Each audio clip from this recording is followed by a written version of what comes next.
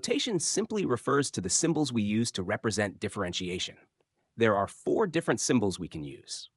Important: all of these notations mean exactly the same thing. They're just different ways of writing the same idea. Let's break this up into columns. The notations in the first column mean that once we've differentiated, we keep the symbol in our answer. The second column shows notations where, after we've differentiated, we leave the symbol out. Let's look at a few examples to understand the concept. Remember, all 4 of these notations mean exactly the same thing. It means we're going to differentiate, and we're going to do it the shortcut way by using our circle trick, just like we did in the previous video. Okay, so they give us the following function to differentiate: y equals 5x squared. They can ask it in 4 different ways. Way 1 is when they ask determine dy over dx. So we start by using our circle trick to differentiate the function. We take the power and multiply it by the coefficient, which gives us an answer of 10. Then we subtract 1 from the power, so our final answer is 10x. So how do we write our answer when they ask dy over dx? Well, dy over dx is one of the notations that we keep in the answer. So that means we include it with our differentiated result. Dy dx equals 10x. The second way they can ask us to differentiate is by saying f prime of x style. This is also one of the notations that we keep in our answer. So after using the circle trick to differentiate, we write our final answer as f prime of x equals 10x. The third way they can ask us to differentiate is by saying d sub x of 5x squared. This still means exactly the same thing. We need to differentiate what's inside the brackets using the circle method. We already know from earlier that the answer using the circle trick is 10x. But how do we write it? This type of differentiation falls under the notations where we drop the symbol after we've differentiated. In other words, we don't include the notation in our final answer, so our answer is simply 10x.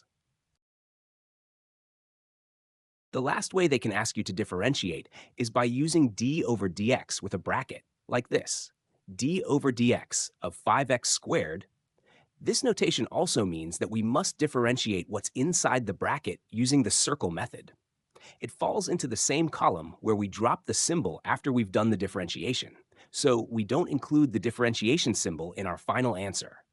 That means our answer will simply be 10x without the differentiation symbol.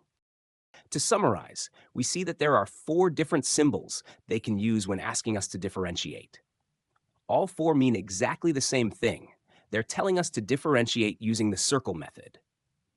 The first 2 notations we must include in our final answer after we've differentiated.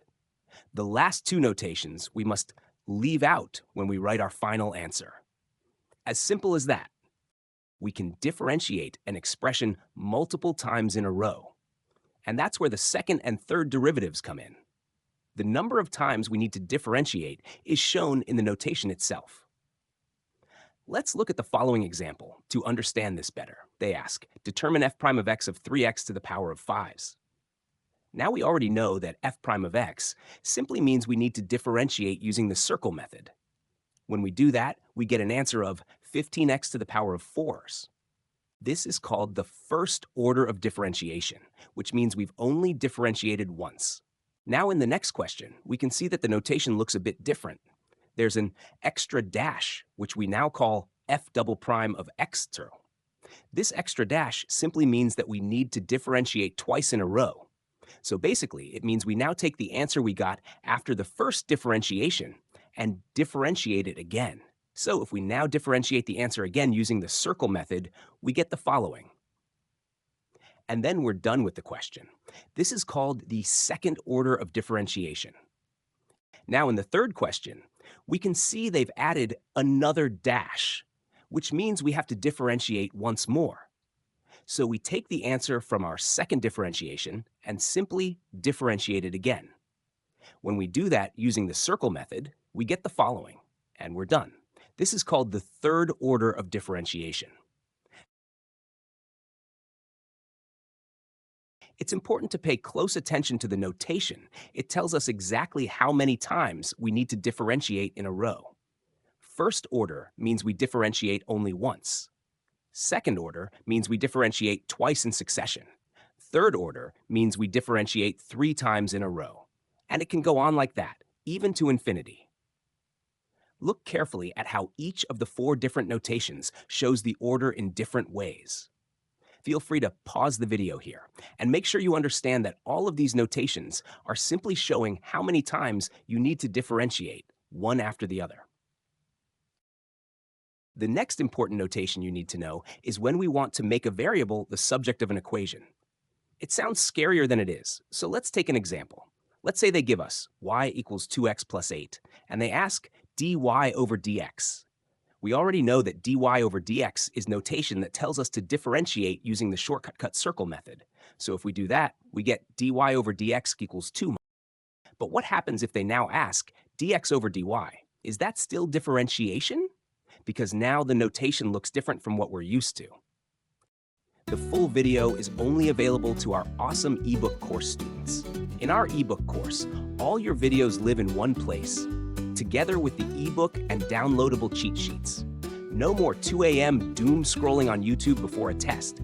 Everything's in one spot to help you succeed at Calculus 1 the first time. Let's be honest, I'm not here to convince you of the beauty of calculus. I'm not a professor who can talk for 3 hours about how elegant differentiation is. This is damage control to get you through Calc 1 so you can move on with your degree and with your life. This is your please don't ever make me redo this class again plan.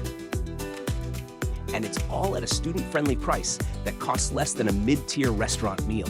Not even steakhouse level, more like a fancy burger with just one side. See you inside the ebook course.